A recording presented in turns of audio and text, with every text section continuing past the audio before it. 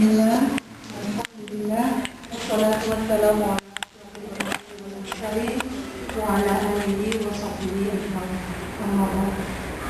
Alhamdulillah, pada hari ini kita bisa bersyukur untuk menjalin silaturahmi dalam forum media industri dan mengurus memberi amanah kepada saya untuk memimpin diskusi kita pada kesempatan kali ini.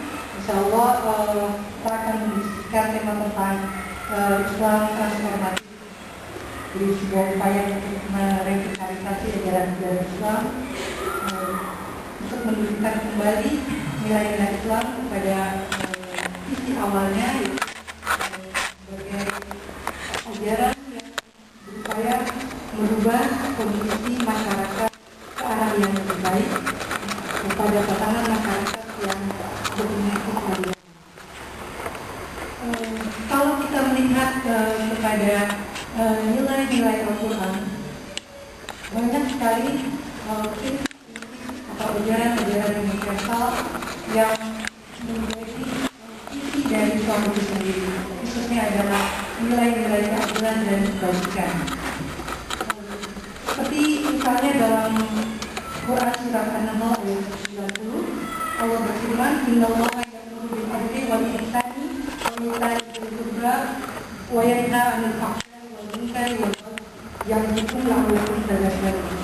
Sesungguhnya Allah menyuruh mencegah kepada perbuatan dosa, kemungkaran dan berlebihan dalam taubat. Dan di sini Allah mengingatkan kepada umat Islam agar umat Islam itu mengingat pada ajaran-ajarannya.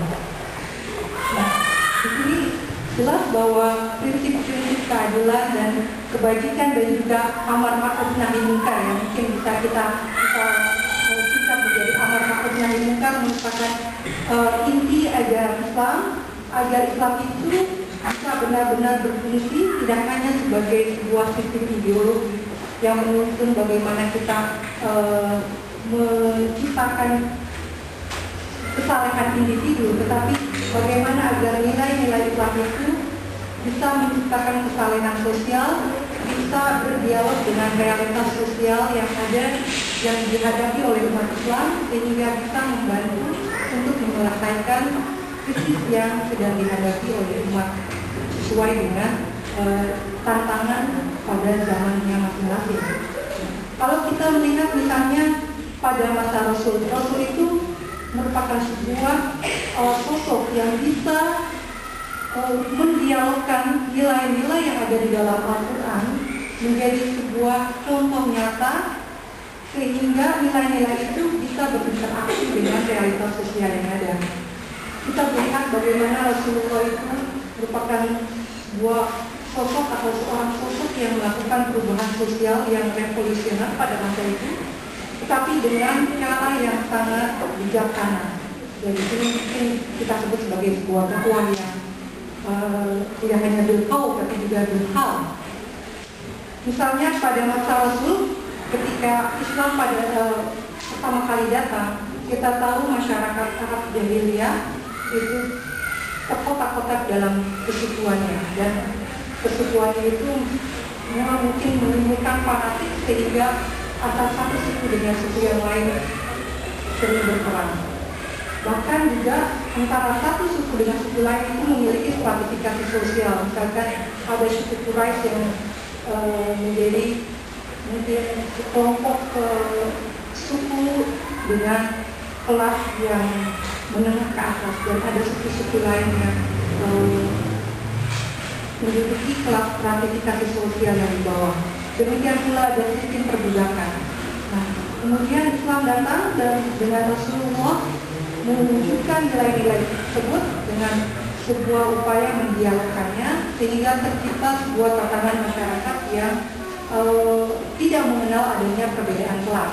Dan ini juga misalkan ditegaskan dalam Al-Quran surat Al-Hujurat ayat 13, Ya ayyuhan nas inna khalaqnakum min dzakarin wa unsa wa ja'alnakum syu'uban wa qabaila lita'arafu inna akramakum indallahi atqakum. Ya wahai seluruh manusia, sesungguhnya kami ciptakan kalian dari laki-laki dan perempuan dengan bersuku-suku, dan berbangsa-bangsa agar kalian saling mengenal. Dan tidak ada stratifikasi sosial antara satu kelas dengan kelas yang lain. Tapi yang membedakan antara satu manusia dengan manusia lain adalah tingkat ketakwaannya. Di sini di mana Rasulullah berupaya untuk mewujudkan tatanan masyarakat yang berkeadilan tanpa mengenal adanya perbedaan kelas. Demikian pula misalnya Rasulullah berupaya untuk menciptakan sebuah tatanan masyarakat yang berkeadilan gender. Tidak ada perbedaan antara laki-laki dan perempuan. Kalau kita lihat lagi misalnya ketika masa awal Islam datang, masyarakat Arab memperlakukan perempuan sebagai kelas kedua mungkin, atau bahkan dijadikan sebagai objek yang bisa diwariskan. Misalnya seorang meninggal, istrinya bisa diwariskan kepada anaknya, atau bahkan ketika seorang bayi lahir dan dia berjenis kelamin perempuan, bagi masyarakat Arab itu dianggap sebagai sebuah aib, di mana untuk menutup aib tersebut bayi yang perempuan dikubur hidup-hidup. Itu misalnya contoh ketika Umar bin Khattab itu belum masuk Islam. Tetapi Islam melalui Rasulullah berupaya untuk menghapuskan stereotip gender yang sangat merendahkan perempuan. Maka kemudian Islam secara gradual, secara tahap demi tahap berupaya untuk menghapuskan diskriminasi gender seperti itu dan menciptakan sebuah masyarakat yang berkeadilan gender, di mana pada masa Rasulullah khususnya di zaman Madinah, laki-laki dan perempuan bisa berkiprah secara setara dalam kehidupan publik. Banyak catatan-catatan sejarah di mana para sahabat-sahabat perempuan ikut aktif dalam kegiatan ekonomi, politik, sosial. Bahkan sahabat-sahabat Nabi juga banyak meriwayatkan hadis dari Rasul. Seperti misalnya Aisyah dikabarkan meriwayatkan sekitar 1210 hadis dari Rasulullah. Sampai Rasulullah sendiri bersabda, "Tutlis saja dinka min Umairah." Ambillah setengah agamamu dari Aisyah, untuk menggambarkan bagaimana Aisyah sebagai seorang intelektual muslim perempuan. Demikian juga misalnya Ummu Salamah. Beliau mempertanyakan kepada Rasul, mengapa banyak ayat-ayat yang menyapa kaum muslimin ataupun kaum muslimin dengan hanya memakai kata jamak laki-laki, ya ayyuhalladzina amanu. Memang di Arab itu jamak untuk laki-laki secara implisit menunjukkan bahwa itu adalah tidak hanya laki-laki tetapi juga perempuan. Tetapi dengan proses yang dilakukan oleh Ummu Salamah, ayat-ayat selanjutnya turun dengan menyatakan kesetaraan antara laki-laki dan perempuan. Misalkan